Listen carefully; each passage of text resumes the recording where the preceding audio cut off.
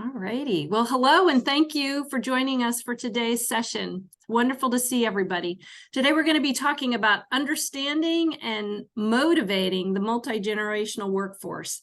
I'm Alicia Frericks, President and CEO of Lutheran Services in America, and this webinar is part of our Strength and Service series, which is focused on identifying and seizing opportunities in today's uncertain climate, all with the goal of helping move your organizations forward.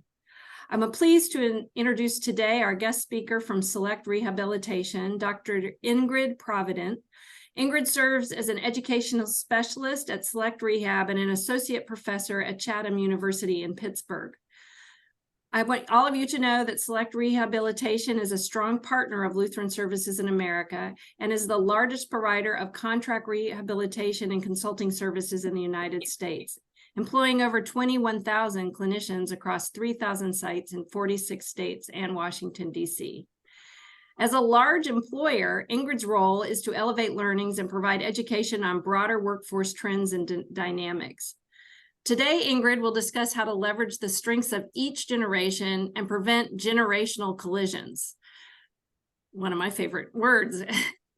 As a parent, maybe more so than an employer.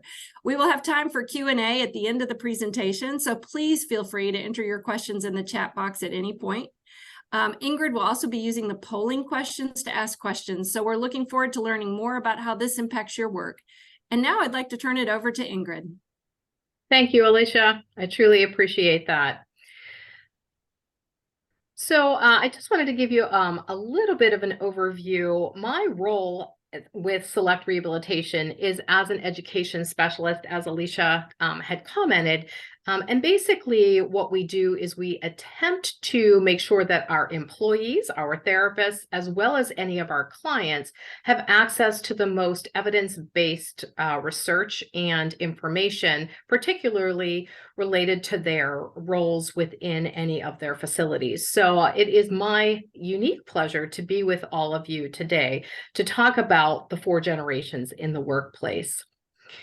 So the learning objectives are basically that we will talk about common characteristics of the different generations. We'll identify best ways to manage the various generations so that people are satisfied and there's a lot of harmony amongst the constituents. And then we will talk about these 4 different brain colors. So really this has less to do with generation, but more to do with our differences in communication. And hopefully you find this to be both a nice tool that you can use to just really generate good communication in your workplace. So how do we embrace multi-generational needs? First and foremost, as leaders, you all know that you need to understand what your particular team needs. And once you understand what your team needs, to make sure that each and every person within that team has an opportunity to communicate based on their particular viewpoint, their vantage point. And you don't want that to be drawn out in long, lengthy meetings, but rather that people have this respect for one another and that they can actually feel that it's not just the leader who is the person who's responsible for making sure that people understand this, but that people can learn from each other. So this identification of different strengths. The word emotional intelligence may be familiar to you, but essentially what emotional intelligence is that we come from a place of understanding, that we come from a place of our ability to manage our behavior and not just act on emotions. So we'll talk a bit about that. And then really it all boils down to the best way that we should communicate. So let's just jump right into what we're talking about today. Who constitutes the 4 generations that are in our workplace? And I think the most important piece of this slide is to look at that last column, that column all the way on the right-hand side. So our boomers, which are the persons who were born before 1964, in 2025 constitute only 5% of our workplace. So the boomers are really these people that have been considered to be the strong workforce with a lot of work ethic. And we're going to talk about why that is based upon how people grew up. But they're fading out, right? Our boomers are starting to retire. Some are staying in the workplace because they enjoy what they do, and some are actually staying because they can't afford to retire. So there is that issue. But nevertheless, they're our minority. Now, our Gen Xers constitute about 20% of the workforce, and our Gen Xers are the people who really tend to be the rule followers. They're pretty independent. They're hard workers. They have good work ethic. They're similar to the baby boomers in that. But again, so between the baby boomers and the Gen Xers, we have 25% of the workforce, which means 75% of the workforce are our younger millennials and our Gen Z. And this is typically what constitutes the need for conversations like this, because our millennials and our Gen Z are very different workers. They have grown up in a time when they have access to a ton of information, they have access to a lot of choices, and they tend to be less of that work ethic that we have seen from our older generation. And I don't mean that they're not good workers. It's just a very different philosophy related to work. This particular generation really looks for much more in the relationship between work-life balance, their leisure, their ability to travel the world, their ability to be flexible, when sometimes our workplaces don't allow the same flexibility that they're looking for. And so it tends to cause a little bit of this difficulty, if you will. So let's talk a bit more about why particular people are what they are. So our traditionalists and our baby boomers grew up at a time when technology was essentially the radio or the television. Things were pushed out at them. They were told to make do or do without. There were a lot of comments or this growing up message that, you know, they have to kind of stay in line. There are particular organizational structures and they fit within that organizational structure. They have to make sacrifices. They can do what they want to do, but nevertheless, the organization, they have to be the peg that gets fit into the organization. Gen Xers, millennials, and our Gen Zs are a bit different. It began to be this two-way communication. So not were just the messages coming out through the television or the radio, but they could search for particular things that they wanted to find out about. The Gen Xers heard messages like, ask why. Don't just trust what is being fed to you, but rather do some research, do some digging, figure it out. The millennials had the internet such that they were connected 24/7. They could think about something and go immediately to try to find that answer. I'm a baby boomer. I was born at the end of that baby boom era, but I remember encyclopedias. I remember card catalogs at the library. I remember having to really dig for things. And so when the internet came out, I thought, what an incredible tool. But you have to remember that the millennials and Gen Zs never had to really dig for information. Google allowed them to find it immediately. And so, you know, we have to recognize that they had access to a lot of information quickly and on the spot. So, and now with Gen Z, it's in their pocket. Everything that they want to find out, they can find out from their smartphones. So technology has been an incredible opportunity, but it has also provided some challenges. Now, when we interface this with the workforce, we have these different generations who've grown up with different messages, and how they see one another can impact how the particular person works with another. For example, our baby boomers or traditionalists could maybe see younger employees or as children or as grandchildren, and they may act in a more parental manner. Um, and if you have the opposite, let's say you have Gen Xers or Gen Ys who are in management, they may treat those older employees like they would treat a grandparent. They might tend to overdo or not hold people to the same level of accountability.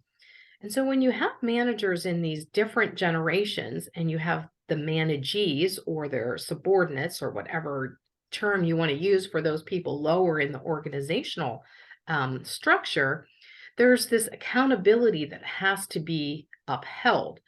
And so, how we identify this and how we talk about this as an organization can be very opening related to that conversation. So, as we start to now talk about different strategies, I want to just kind of quickly identify or give you some pictures of who these people might be and some of the values.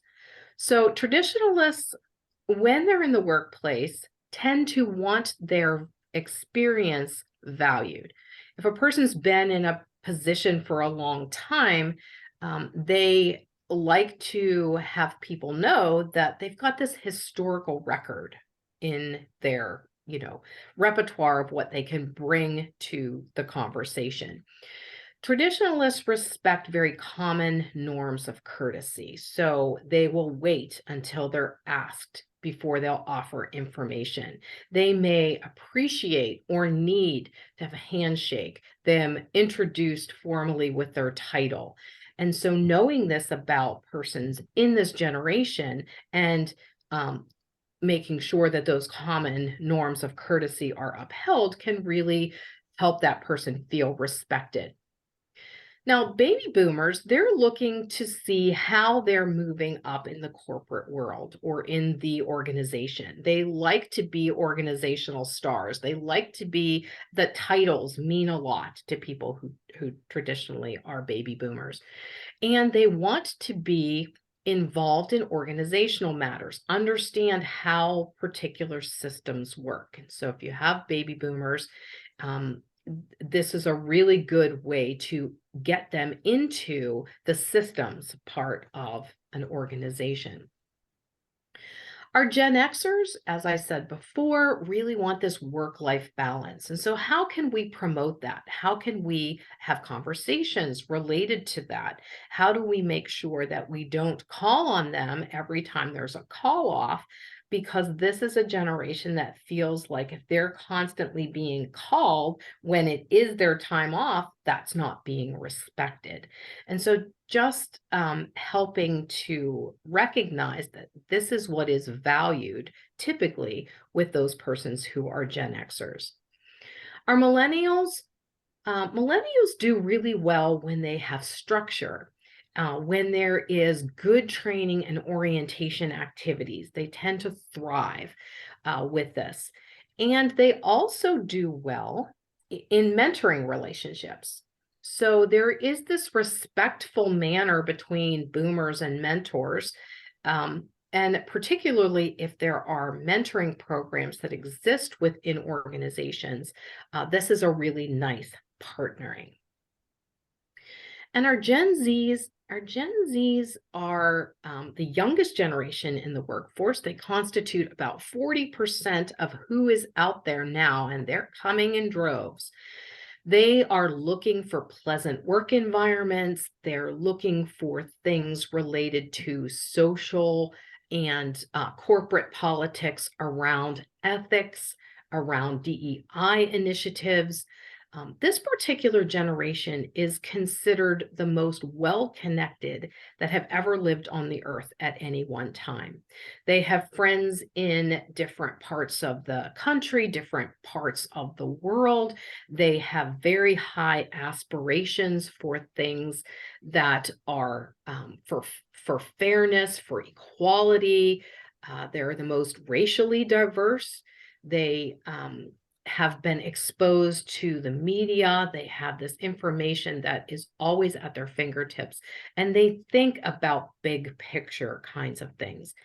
So the Gen Z at work are wanting to have their ideas listened to. They want to be able to communicate and channel that creativity. So, just a few things to think about if you're trying to manage or dealing with this Gen Z population. So, in kind of an overview, we all know that not everyone in the workplace is motivated by the same things. Some people want flexibility of scheduling.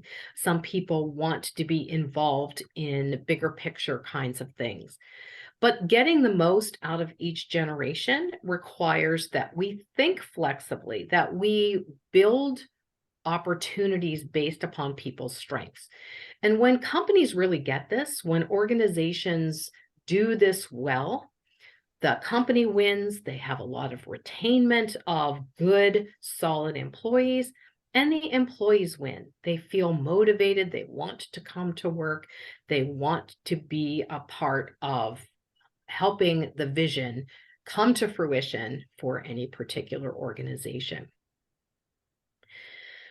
The next slide just really talks about listening. What are you hearing in your workplace? Are you hearing statements like, this particular group has no work ethic, they're a bunch of slackers?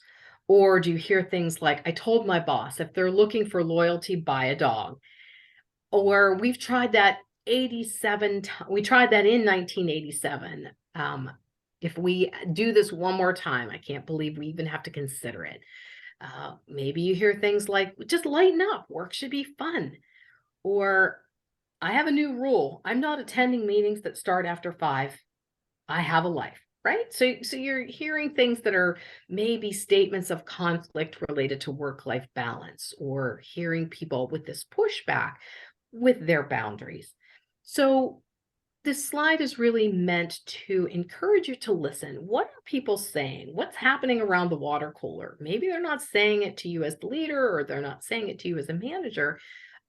But believe me, there's conversations that are going on. And so wanting to hear what's happening can be a really eye-opening opportunity for you to allow these conversations to happen in a safe place where they can be constructive.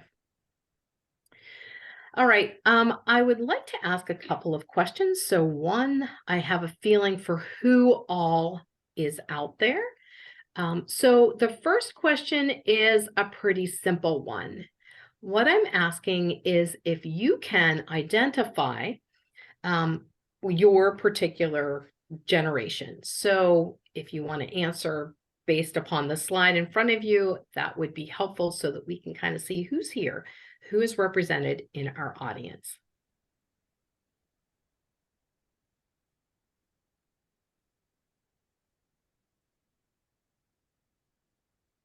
We're waiting on just a couple more people.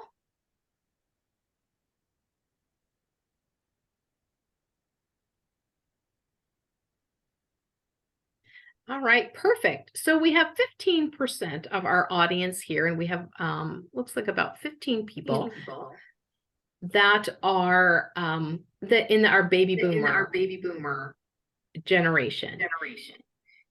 And we have some Gen Xers. So over 50% of our population, or 50% of our audience, is Gen Xers.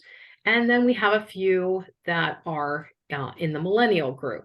And it doesn't appear as if we have any Gen Zs, so we don't have any in that youngest group. So terrific. Thank you for answering that.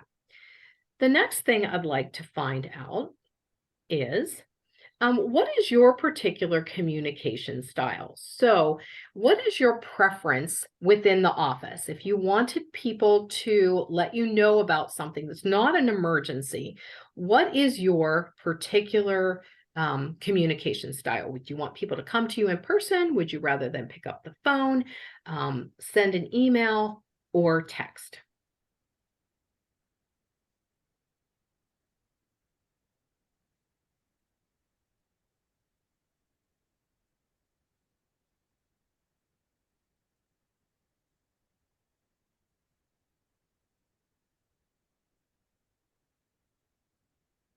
All All right, so you should see on the screen that predominantly 62% are feeling that email is the best way to communicate.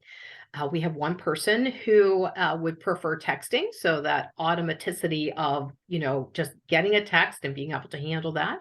More than likely, that phone is continually on their person. And then we have 31% who would like to have that information given to them in person. So you can see very differing kinds of communication styles. This is a really simple way of having the team talk about what their particular preference is in communication. And by knowing what people's preferences are, you can make those messages more personalized to specific individuals. So just to be mindful, as you can see here, it took 30 seconds. You can do this quickly in a poll in a meeting, and just to allow people to see their differences related to that. All right, our next question is about work-life balance. So we talked about those younger generations feeling that this is really important, but what I'd like to do is to see how each of you feel related to this. So you can see 4 different answers. How do you define your particular work-life balance?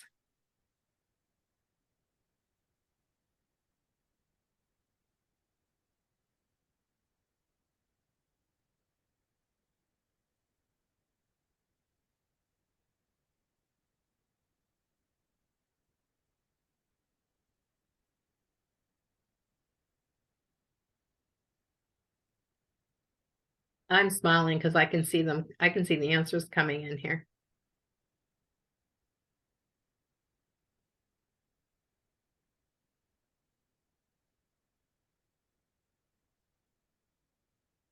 All right, so 50% of you are working on it, right? Which means that there's a little bit of an issue, perhaps, and that you see that this is an important thing, but that you haven't yet gotten to having a balance. Now, there are some, 38%, 5 of you responded, that you feel like you have a pretty good work-life balance. And so maybe you're feeling, very comfortable with the amount that your job is pulling at you and the boundaries that you have set up. And there is one amongst us who says, I don't have one. I don't have work-life balance. Whoever this person is puts in long hours. And the reason for that is, to maintain job security.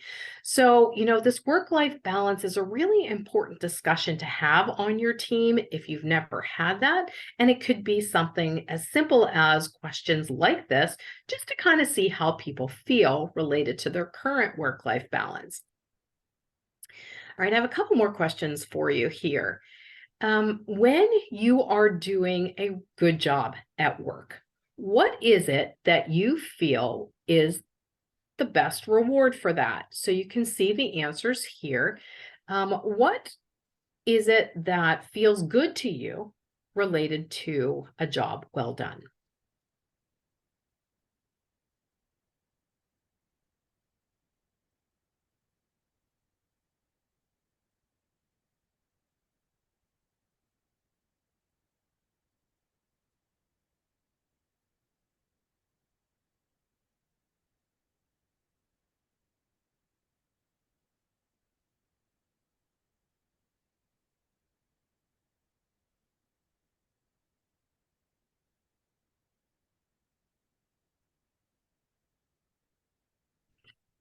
All right, so we have representation with each and every one of these answers. So some people just really need a pat on the back. Just recognize the fact that I have put in that effort and that it was noticed, right?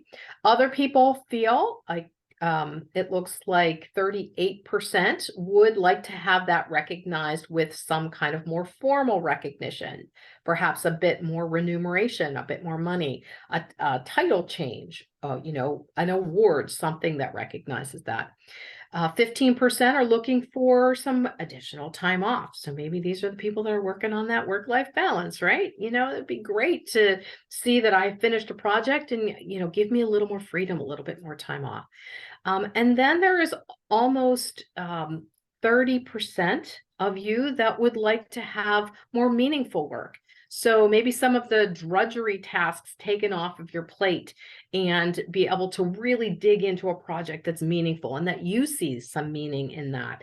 And that's really interesting because as we move forward in this presentation, I don't know who answered what, but you do.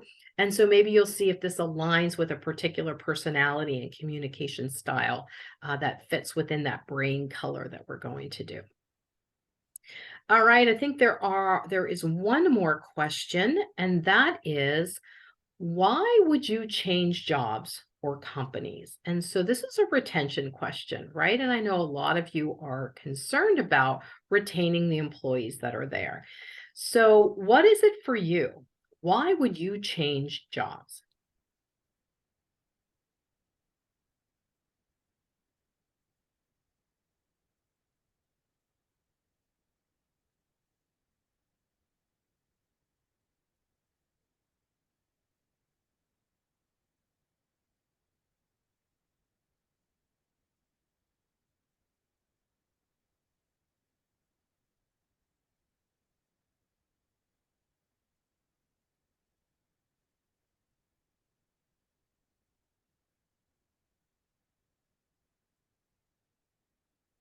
This is really interesting. 80% of you would change your job in order to do something different.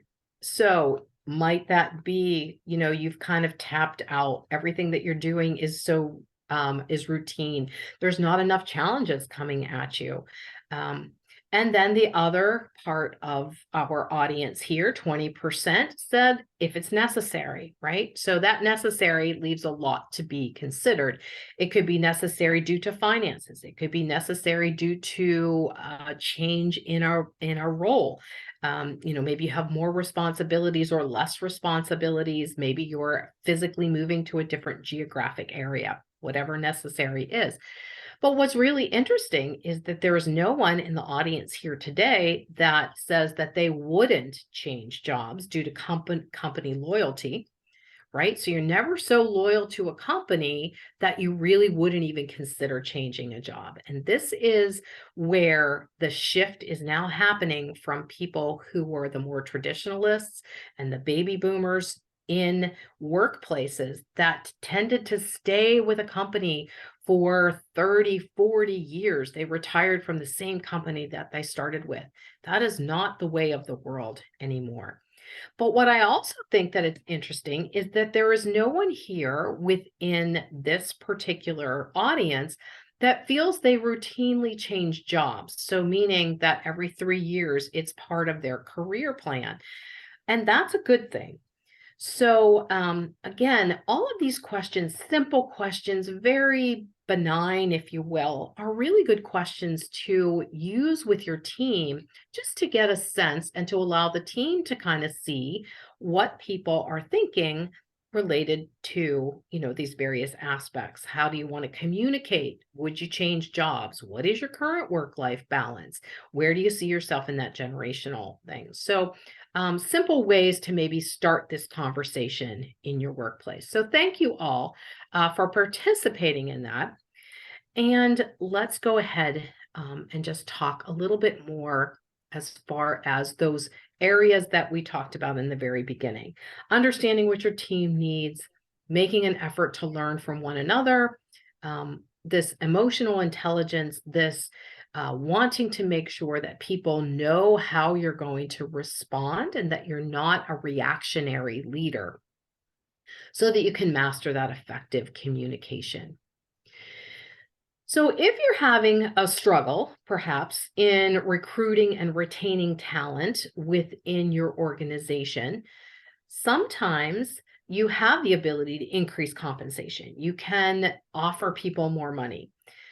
That generally is harder in today's day and time. I've worked at many organizations, and it seems that there's less and less of a salary increase nowadays.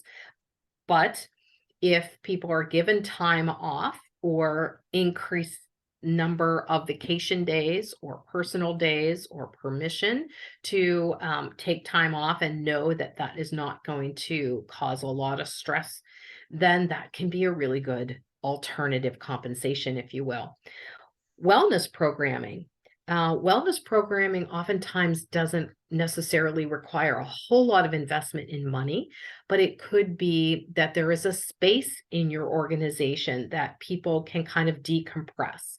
A nice office for staff that has, fresh fruits and healthier foods, hydration stations, things that really say that your organization is committed to wellness, and the younger generations are really looking at that.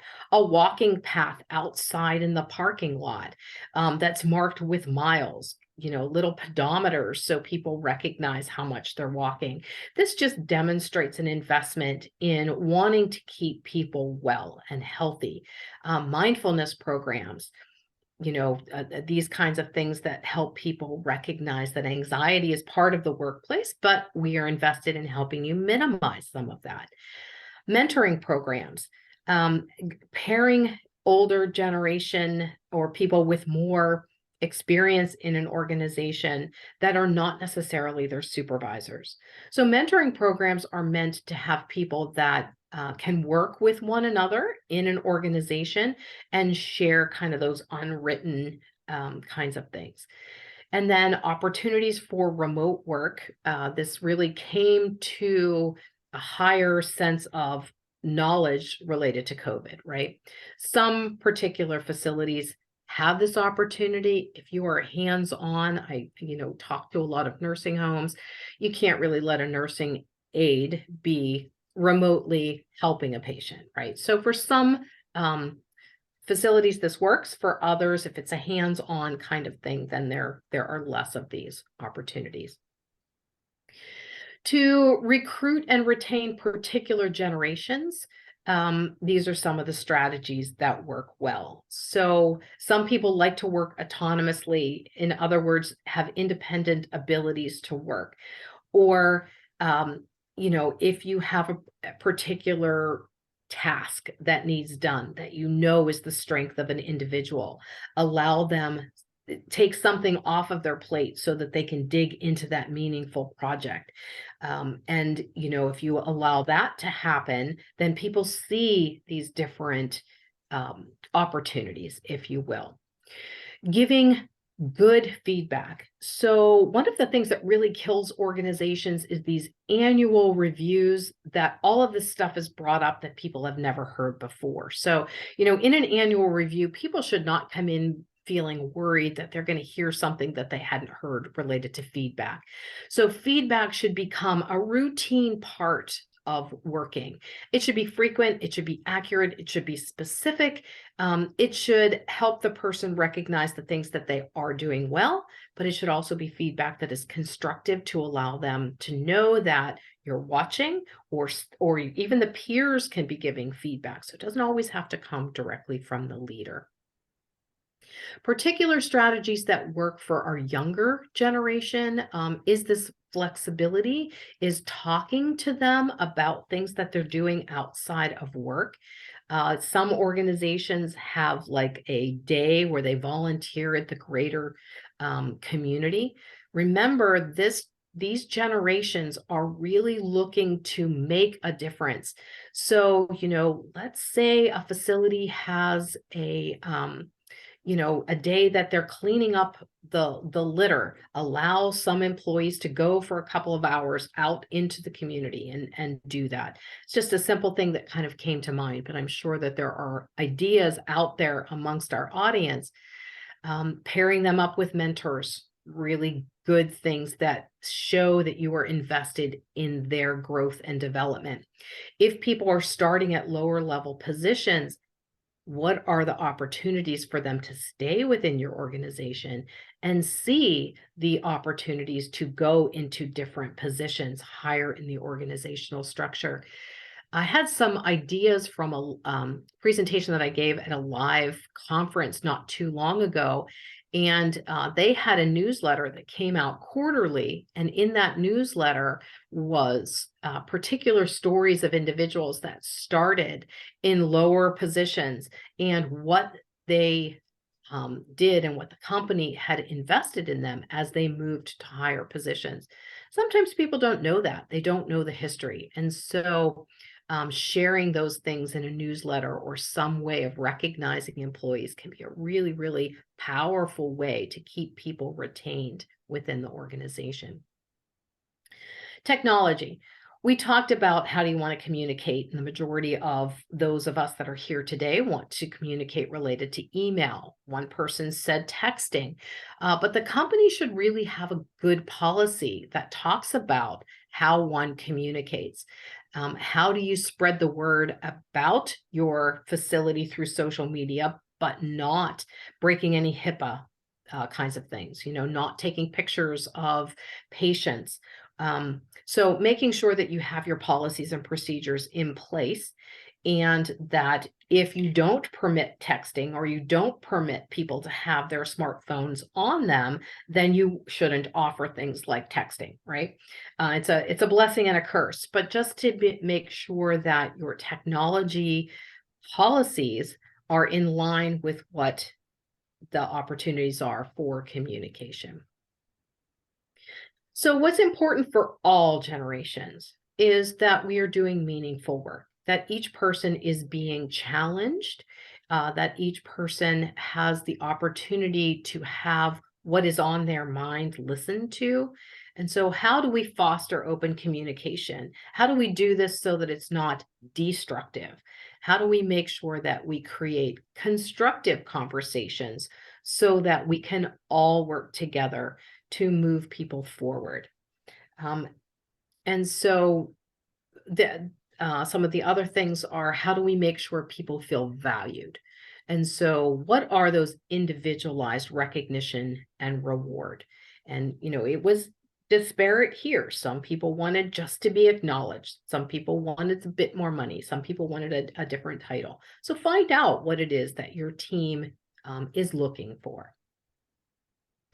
Other things that are in common amongst our different generations are that, people want to have work-life balance. So how can we create that such that we build that into our teams? Career development. I think each and every one of us, that one of the questions was, when would you leave a job? Well, if it's necessary. Well, is it necessary because you're not being challenged? And if so, how is the organization making a priority to develop each person within their career? Is there the stretch position? Is there a lot of internal filling of positions so that, you're bringing people in at those lower positions and not always bringing people in at those higher positions? Can people grow within an organization? Making sure that we are recognizing and appreciating people within our organization. And that then adds to the trust, the feeling that people are respected, the feeling that we are investing in them. So I've talked a lot about this, so I'm just going to kind of jump past this and just, really talk about how well is your team working together. And to the degree to which our teams are working together is really where the strength of the organization is. You don't need everyone to think exactly the same thing. Some diversity in thought actually helps to stretch and give a more inclusive environment. And so, just helping people to have the opportunity to give voice. And if they're not comfortable doing that verbally in a meeting, that there is somewhere that they can offer that, perhaps in a written form, perhaps in an anonymous form, but that they know it's going to be heard and then spoken about, really helps to breed this feeling of being a part of a team. And when these things work, then we usually can retain and recruit people. I think this is a duplicate slide here. We talked about this. So are there any questions before we jump into this final section, which is kind of your own self-assessment? So I see some chat things here. I'm looking to see if there's any questions. I think some of these were logistical. Jose, would you like to ask yours? You can simply hit your unmute. Yeah, if you could talk a little bit more about the college loan matching and loan forgiveness that is possible to, I mean, as a millennial, I'm curious and working for a nonprofit, especially now as the repayments are coming up. That's a big struggle and it's weighing heavy on my mind, unfortunately. So I would like to hear more about that. Yeah. So I think that just having an open conversation with your employer to see, is it possible? What I'm going to suggest may at first be like, no, but can they reduce your salary at a slight, like maybe take 1% of your salary away and pay 2% of your student loans? So there are ways to have the conversations that are respectful, both of the employer and of yourself, but there always has to be a little give and take. I think I have two millennial children, right? One of whom doesn't have student loans, the other one is socked with student loans. And so, this whole forgiveness that was to come from the government, and then when that was rescinded, just felt like, here we are finally getting something for what we're voting for, and then all of a sudden it's being pulled back. So I hear you, but I think some employers are really, and you said you work for a nonprofit, right? So some employers are very much in tune with this, but they don't always know who amongst them does hold these student loans. So I would say the best thing is to go to HR, certainly not with any demand. There's a way to have a conversation versus approach with a demand. So that would be one of the things that I would suggest. What can we do together? Because this is really weighing on my mind. I don't want to jump out of this organization. I really like it, or at least that's what I'm hearing from you. But this is a reality that I have. I do believe, though, that if you work for a nonprofit for 10 years, your loans will be forgiven. So at least that is what I have been following. So, you can look into that, whether or not your particular organization falls within that. Is that helpful?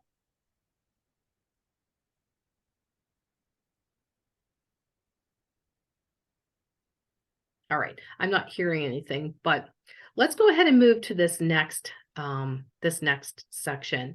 So this is about doing your own self-assessment, a little bit of that emotional intelligence, if you will, a little learning about who you are as a communicator. And so this is based on the work of Sheila Glasscock. There is a book entitled What Color is Your Brain? And there's also one, What Color is Your Brain for Healthcare Professionals? And I believe I have this right here. So let me see if I can show you the particular book whereby you can see this. So What Color is Your Brain? And like I said, it's written by Sheila Glasscock. What I'm going to have you do next is, if you have your smartphone available, go ahead and scan that QR code. It should take you directly to a self-assessment that is quite simple. And it will give you what your particular brain color is. So I'm going to give you a moment to go ahead and do that.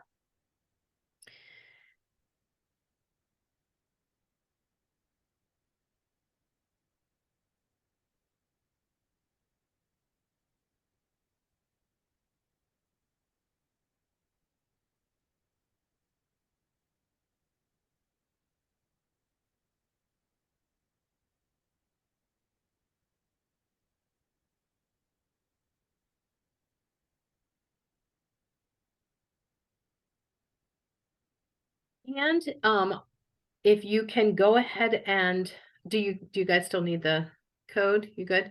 I put up a poll, and the poll is such that if yours came out as a yellow brain, you would answer A.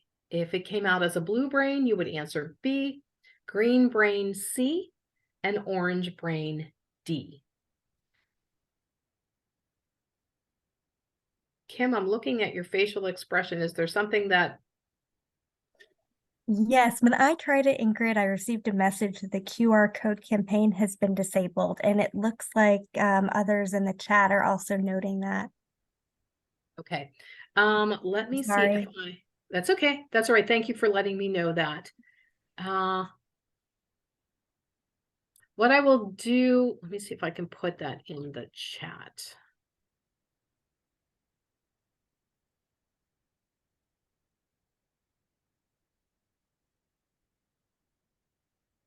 Is there anyone willing to, let me try it. I'm going to look up Sheila Glasscock, and I'm just Googling this. Let me see if I can find the website or the link.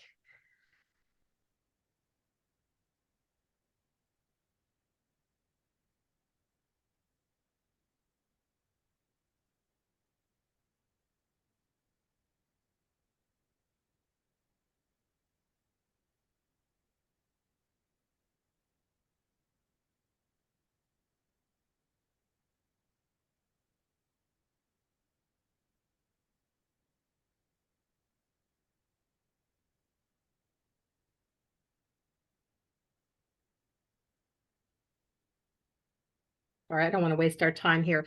I will attempt to find the link, and you all can do that after, but I think you're probably going to figure out which you are anyway. So let me get rid of this poll so it's not clogging up your screen, and let's just talk a little bit about the different dominant styles. So essentially, when I get that link for you, and again, I apologize, that you will be able to do a very simple quiz, and you will find out which of these particular brain colors work for you, or is your dominant style.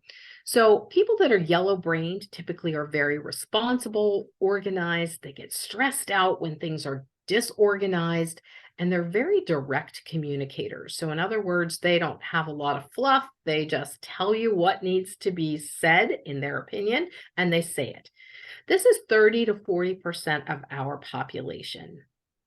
Now, blue-brained people, again, this is about the same amount of percentage of people.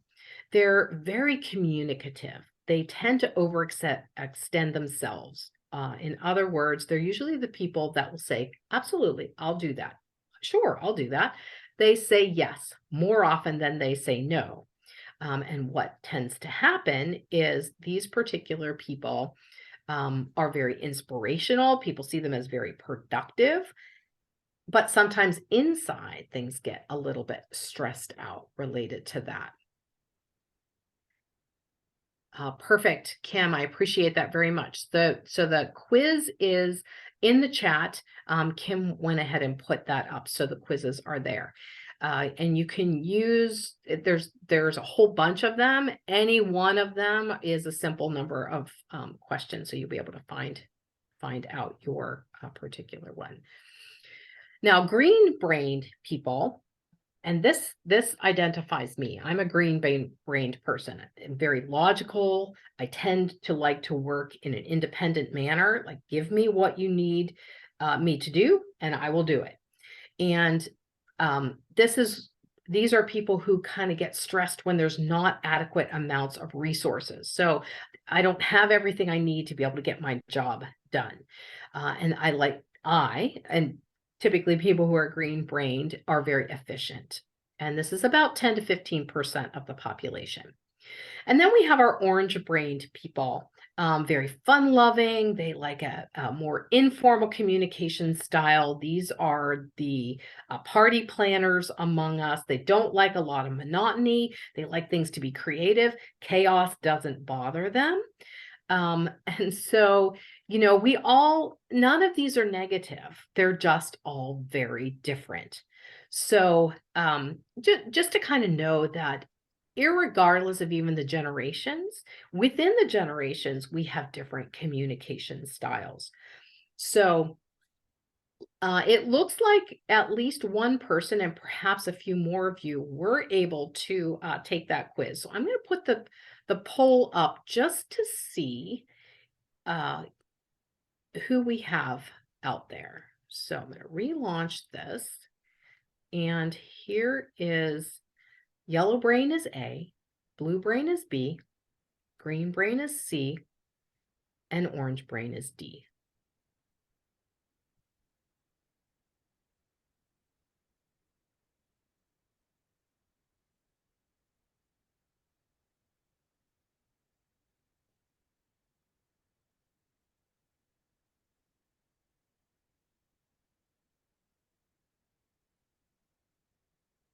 Right, so we have the majority of blue-brained people out there. We have a couple of green-brained, and we have some representation of orange-brained people too. So even amongst all of us, there is different communication styles. And then I don't know, as I was describing these, if you feel that they tend to represent a little bit of who you are. So in our final slides here, let's talk about, this is a simple quiz. And you can do this amongst your work group. So I taught in a university for 30 years, and we used to do this a lot of times with our cohort of students, just so that they could kind of see that we had different communication styles amongst us. And when you recognize that people communicate differently, then you can understand how to communicate to that particular person. So these next slides are when you're going to communicate to a yellow-brained person, you want to be very polite. You want to be very punctual. Respect their organization and rules. Stay on track, give them the details, and encourage them to talk about the things that they have been able to achieve. Now, when you're talking to people who are more blue-brained, show that you're actively listening. These are our people who communicate a lot, our blue-brained person who communicate. They tend to have a lot of emotion. They're the storytellers. Connect with them personally and encourage them to talk about things outside of work. This is what fulfills them. These are the kinds of things that are important to them related to communication. Now, if you're communicating to a person who is more green-brained, remember, they don't like a whole lot of extra stuff. So this isn't the people you want to be a lot of small talk. They like to be independent. Be brief but informative. Just the facts. Give them the information that they need so that they can carry out their work. And encourage them to talk about their achievements, the knowledge. Let them offer solutions from what they've found about the research that they've done.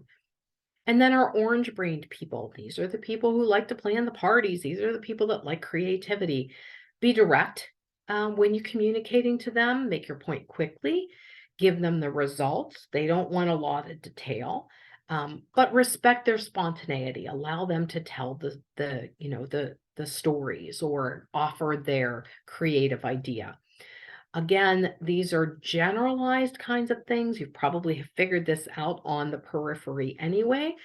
But if you do these kinds of things, it might help your peers interact with other peers in a more respectful and openly communicative way.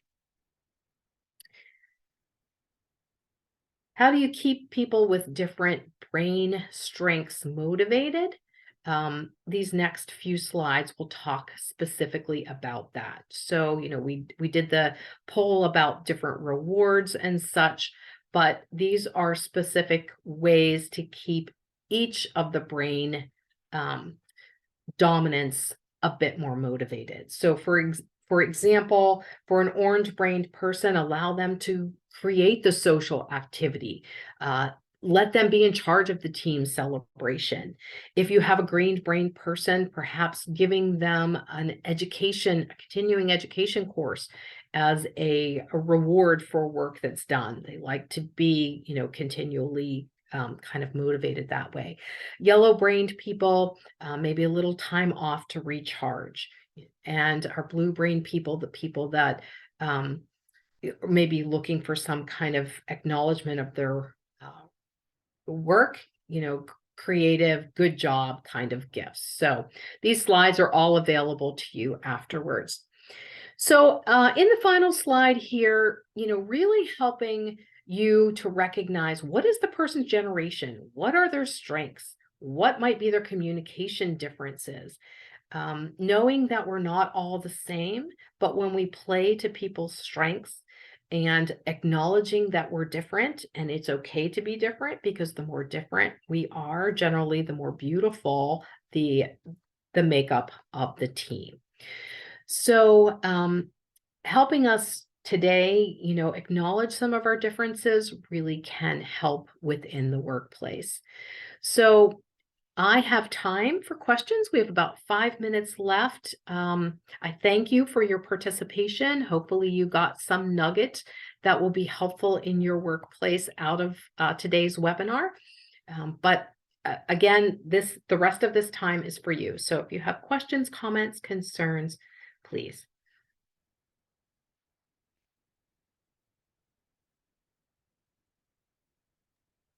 Thank you so much, Ingrid. This is terrific. So My if you pleasure. all could go ahead and either type your questions into the chat panel to the right of the screen, or you may also, since we are a pretty small group today, if you can just unmute yourself and ask your questions aloud. We'll be monitoring both.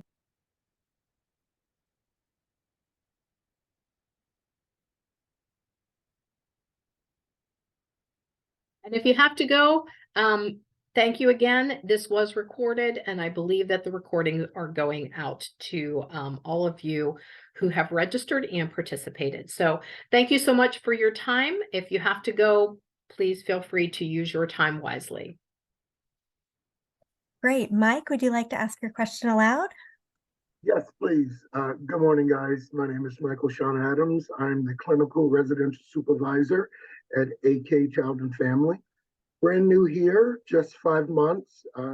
Just been in Alaska for 1 year, so getting used to how things are done. I am so glad this happened today. We just had this conversation a couple of weeks ago, and I think I've been seeing things wrong. I think I haven't been giving younger people the benefit of the doubt and haven't really been thinking about how they think and how they learn and how they work. So I've had some frustrations because I'm from that Gen Z, I guess, or Gen X. I don't know. I'm old. I don't know which one I am.